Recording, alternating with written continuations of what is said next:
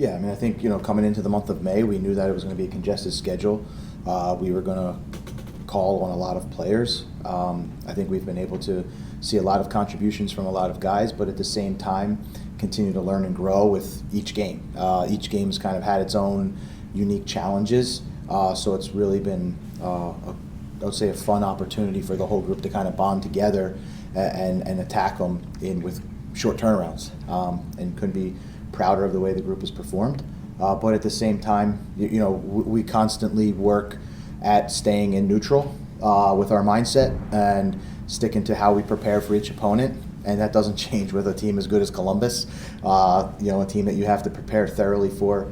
The club as a whole, Columbus is one of the teams that have had sustained success in this league. I think a lot of teams look up to them. I know we certainly do. And then from a coach to a coach, I think Wilfred's a top coach in this league. The way that they play, the challenges that they present week to week. So we've got our hands full, but we have a healthy respect for Columbus, and we're going to go out and compete for 90 minutes like we always do. Thanks, Coach. We'll start with Ben and go down the line and go ahead and ask 2 questions if you have. Yeah, you obviously just talked about Wilfred and kind of the way he sets up. What are some of the key? I mean, it might be hard to kind of break it down quickly, but what are some of the key things that his team does that you have to watch out for? Yeah, I mean, I think his team, the guiding principle from what we see from them is like their ability to change tempos in the game, right? They can attract you. They have a very good job of attracting, getting numbers around, and then when you start to initiate your press, they can pick the speed up and then exploit you. Now, we don't have enough time to go into how they can exploit you because they can do it in multiple ways, whether it's behind the back line, through the lines, quick combination play, switching the point of attack. So they're, again, a really well-coached team, a team with a lot of talent, and a lot of talent that's been together for a while. So it's a cohesive group, and we know we'll get their best punch coming, at a home game for them, and we have to go on the road with a mindset that we want to get 3 points. And then I just wanted to ask quickly about Tate Schmidt. You just brought him in pretty recently. What are you hoping to see from him just contributing to the group? And does his signing indicate anything about how long Taylor might be out? Yeah, so, I mean, obviously the signing is linked to Taylor being out. That's no surprise. We expect Taylor, to probably be in somewhere an 8 to 12 week recovery process. So we just thought it was prudent we had flexibility to do. So Tate's a player that has experience in this league. He's obviously been out off the team for a little while, so it's about acclimating him at the right way, not only physically but tactically to how we want to do things. Almost kind of giving him a mini preseason. A lot of guys have had that opportunity, so to just give him a little bit of a mini preseason. And for us, it's just we're not in any rush to do that. We feel confident in our group, and I think Tate's done a good job in the short time he's here to kind of acclimate well, and we'll continue to do that. Right. Being able to get a positive result on the road, how can that help you this week? Yeah, I think we talk a lot about how we want to go on away trips and win the game. I know that's kind of cliche, but we're a team that wants to chase 3 points each time. So to be able and go do it, it builds confidence in the group. We always say the best way to build confidence is do what you say you're going to do. And so when we say we want to do it and we actually accomplish it, it just builds a stronger. It strengthens our belief that we already have.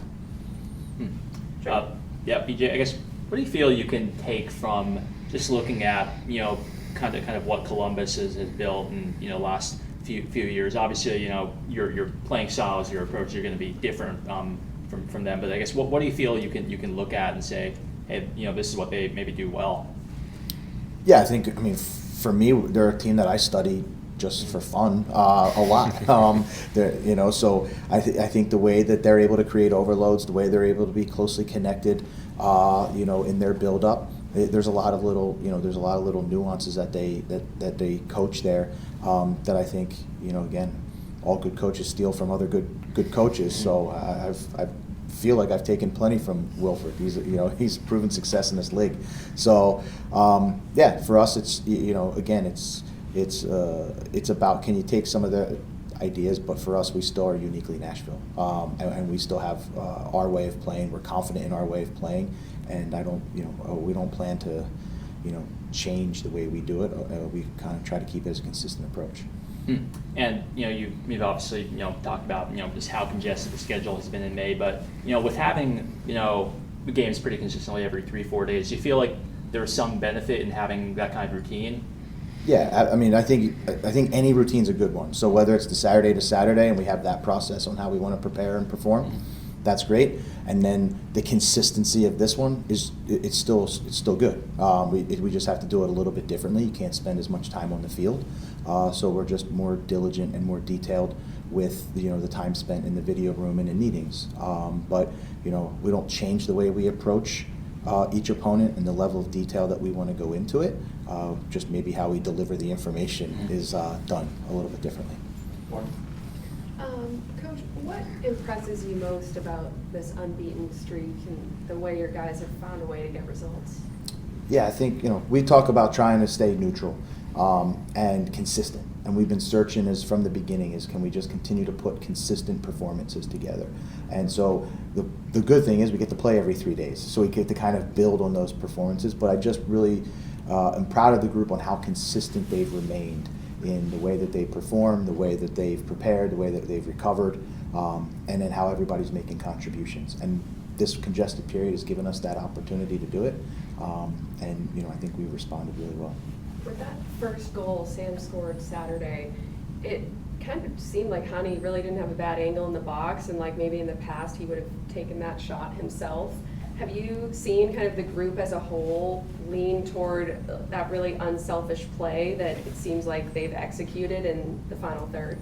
Yeah, I think we take pride in making the right decisions, and also using the filter of like making your teammates shine. That's what we're all about. So for us, that selflessness, when that comes on display, we want to highlight that, and we take great pride in lifting each other up. And you saw that. That goal's a great example of upgrading our scoring chance to somebody that's in a better one. The name on the back of the jersey doesn't matter. The scoreboard with Nashville in the lead and getting 3 points is what matters for all of us. We'll go to John Glennon on the Zoom. Jay, as you're approaching the halfway point here of a very successful season so far, wonder if you could talk about maybe 2 or 3 things that you had learned last year, in an abbreviated time with the team that have helped you this year so far. Yeah, we are only at the halfway point, so I don't think we're at the point where we want to judge whether it's successful or unsuccessful. And I think I use that comment as a linking to what we learned is, we're a group that started this season with a blank slate for everybody. We had a lot of turnover, a lot of change inside the organization with the players. And, we made a commitment to each other that we were just going to turn every page of this sort of chapter 6.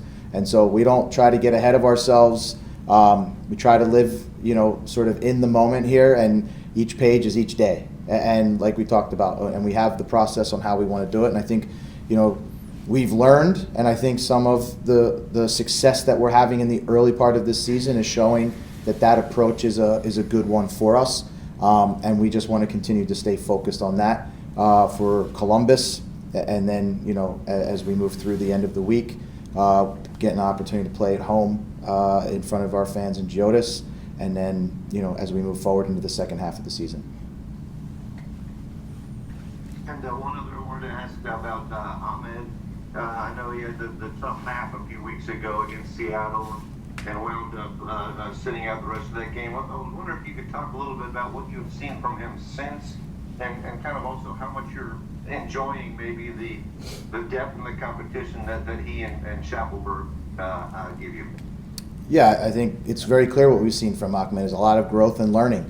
It's not easy for a young player to move to this country and have to assimilate back basically on the field and off the field. I think he's done a great job, working hard every day. And then he has that opportunity in the Orlando game and played great. I thought he came in the Toronto game and made a really big impact.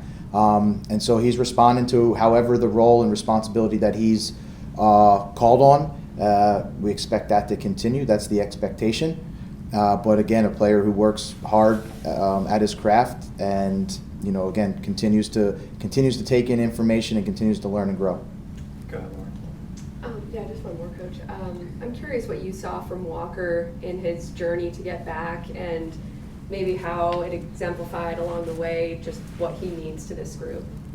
Yeah, I mean, I think the concussion is obviously a difficult thing to pinpoint because you don't really control. There's no blueprint on how you come back from it. So what I just saw was a real resilience, and when we see that sort of resilience and relentlessness from him, he's embodying some of our values.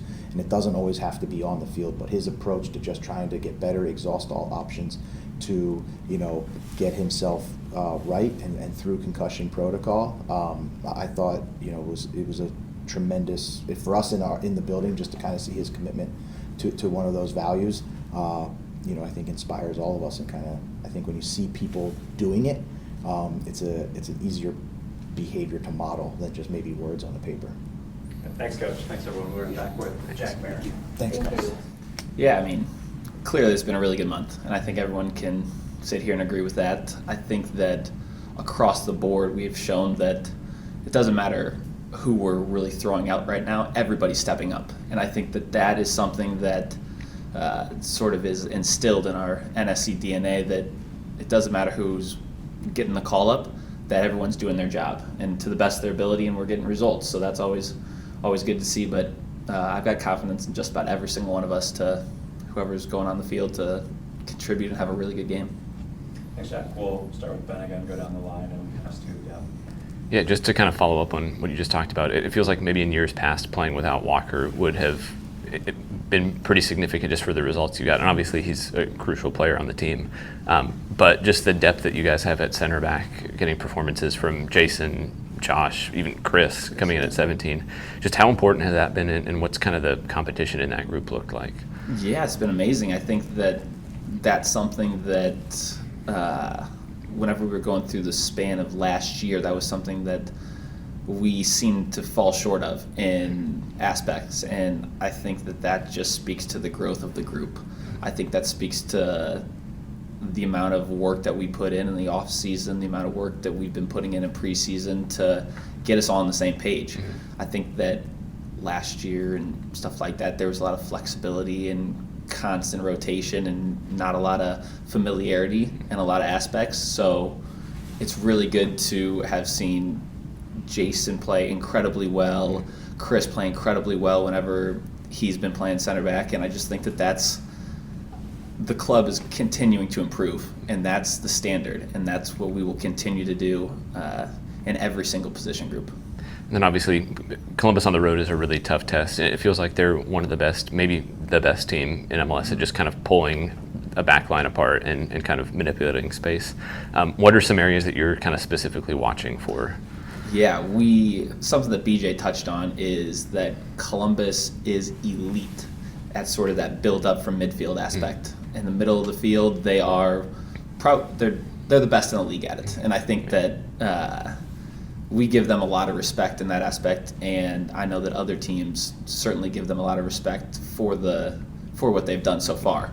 With that being said, we're hungry to come in there and do our best to get 3 points. That's the standard, and that's what we're going for. We're not going for a tie, we're going for 3 points, and we're trying to continue to play our style of soccer and really focus on ourselves, because over the span of the last month or so, it really wasn't as much of a focus on who the next opponent is. It's how do we better ourselves, and that's a big just kudos to the coaching staff and sort of all the guys in the locker room, that if we focus on ourselves on any given day, we can beat anyone. Right. Being able to get a positive result on the road, how will that help you as you head into Columbus? Yeah, so I think that it's really just this momentum thing, and I think that I've talked about it in the past, that momentum is extremely important in this league, especially in a stretch of 9 games in May, where it's really, really compact and congested. And I think that it's just one thing as well, that we got to take a step back and be like, we can't ride the emotional roller coaster of letting your highs get too high and letting your lows get too low. So we've experienced sort of both ends of the spectrum, and right now we're in a really good form, but that's just motivation to continue to go and use that momentum to finish out the month strong. Do you like all the games, or do you would you rather have more practices in there? I love playing games. That's a simple question. Let me play as many games as I can. Jacob? Yeah, Jack. How do you think the competition at center back with with Walker being out and now him coming back, but Jason stepping up in the big way the last couple of months, even Chris. How do you feel that competition has helped you grow and perform? Yeah, I mean, I'm a fan of it. I know if you ask any of the other center backs that they're a fan of it as well, because we know that the competition in the group strengthens the group. And at the end of the day, that's really all that matters. And it's good to put that pressure on BJ and the coaching staff, because at the end of the day, whoever's name gets called is going to go out there and do a job, and we know that. I mean, it's just been incredible playing with Jason, Chris, whoever it is, whether it's talking in Spanish with Chris or with Jason, whether it's helping Chris along. We have had an unbelievable, I think, defender group this year, and I think a lot of it goes to just guys stepping up and doing their role. How's your Spanish right now? Has it improved a lot? Actually, I've been taking Spanish class, and Chris has been taking some Spanish classes too, which is something I would never have done until this year, because you sort of knew the importance of it, and just little things like that. A couple times a week, we got a Spanish teacher up here, and we're just trying to do everything we can to sort of maximize our performance, and that goes back to whether it's in the off season or whether it's preseason. It's something that we knew from day one would be important. So every single 100% that we can take, we're doing. Laura? How does this unbeaten stretch reinforce both what you guys are doing and BJ's vision? Yeah, I think that from day one, I think that his vision and just the club's vision has never been to go someplace and just get a tie. Like, he isn't that type of coach. He is the type of coach that is every single game that we go to, we're trying to win and we're trying to get 3 points, and that's just something that BJ's sort of instilled in us. And I think that it's brought to life now in the character of the locker room and the character of the group. And it's something that, you can say that, and some teams, I'm sure every team will say that, but I think the difference in this team that we have right now is that everyone in that locker room believes it. And I think that will go a long way for us. And I asked BJ kind of about the unselfishness in the final third, and I thought Sam's goal was a good example of it. I feel like Hani kind of could have taken that shot, chose to volley it to Sam. How have you seen that evolve in the group as a whole? Yeah, I mean, their relationship as two of the best strikers in the league is just continuing to perform and continue to grow and strengthen. I think that it was tough early on for Hani and Sam to sort of get on the same page with each other, and I think now, just in the amount of chances we're creating, that there isn't the sort of pressure on, if I get one chance, I have to take it for myself. BJ's spent a lot of time with how do we create more goal-scoring opportunities, and we've had significantly more this year so far, and that's sort of helped, I think, alleviate some of the pressure, not knowing if the individual on the day is going to get more than one chance. And I think that really has helped them lean on each other, and just their chemistry's grown so much over this year. John, anything on the Zoom? No, thank you. I'm good. Anything else? We're good? Awesome. Thanks, guys. Thanks, Jack. Thank you. Thank you. I guess first of all, just coming into a huge Open Cup game, I know BJ's talked about how this midfield's been pretty hard to break into. Just how did you feel like you were able to perform? Yeah, I thought I was able to perform well. I think that it was just an overall team performance. When you have good guys around you, it makes it easy. And honestly, just guys pushing each other and playing against guys like Eddie, Patrick, in training, it makes you better. So I felt good. I know there's kind of a lot of talk about just where the Open Cup kind of stacks up, just in all the competitions available. It feels like you guys are putting a pretty heavy emphasis on it. Just how does it feel to play in that competition? It feels great. I mean, anytime I'm able to play a game, I'm excited. I'm ready. But yeah, it's something that it's a trophy, so we want to take it serious. We want to win it, and then it leads to other things that we can qualify for. What you mentioned guys like Eddie and Patrick, obviously a lot of talented guys kind of in the same position group. What do you feel like are some of the main things that you've learned from them in the few months that you've been here? Just a lot of simple things, just fine details, little things that you may not really always focus on, just kind of like positioning, shape, stuff like that. But I have good relationships with them, so it's always easy to build with them. How do you feel? Do you feel your game has evolved at all since you got to Nashville? And I guess maybe if so, how? Yeah, I think being here, honestly, I've just developed a lot. Playing against high level, training day in, day out, just speed of play, understanding how to process information a little quicker at a faster level, stuff like that. You were obviously with the U.S. U20s, and you got to play against Nashville during January, didn't you? Right. Yeah. I guess, what was it like playing against them? What did you see from Nashville when you saw them when you played against them? Honestly, a lot of the things I'm doing now, like there's a clear identity for Nashville for us as starting preseason, and it's carried through now, and we've had a good season so far. So I saw a lot of similar things. I guess with the U.S. National team, I guess how much are you focusing on that and your opportunities there? Yes. Yeah, for the national team, it's a big year for us. It's a World Cup year. We have World Cup in September, so camp coming up. Just focus on that. Get ready, get one more chemistry with the guys, so we're flying towards the end of the year. BJ has obviously talked a lot about like trusting young players and giving them chances. I know you're coming in with a decent amount of professional games under your belt already, so it's not like you're fresh out of the academy. But how important was that to you to have, when you were thinking about coming to Nashville, to have a coach who like backs up what he says? Yeah, it was big. That's part of it, just doing what we say, and that's something we say a lot around here, just doing what we say we're going to do. It starts from him, so it's just an easy decision. I also wanted to ask about Chris Applewhite, obviously a young guy who's kind of getting his first professional minutes. What have you seen from another kid who's come through from an MLS academy and is on the field? Chris is a great friend of mine, honestly. But he showed his quality. He's composed, he's smart. He knows when to slow the game down, when to speed it up. He's good in aerial duels. He's been great so far. With this team obviously has gotten younger this year, a lot younger. Do you feel like you have? I guess where do you feel most of your relationships are the best relationships on the team? Do you feel it's mostly with kind of the younger guys in your age group, or is it more and more with everybody, the older guys too? Honestly, this team is one of the few that I've been on that everybody's connected. We have a great locker room. Everyone has a good relationship with everyone. Obviously, people have their close friends, but honestly, it's a great group of guys. Do you have a go-to spot yet in Nashville? Like to eat? Yeah. Yeah, 51st Deli. Shout them nice. out. Nice. That's me and Max. We go there all the time. That's awesome. Yeah. All right. Sweet. Yeah. Appreciate it, man. Yeah, thank you.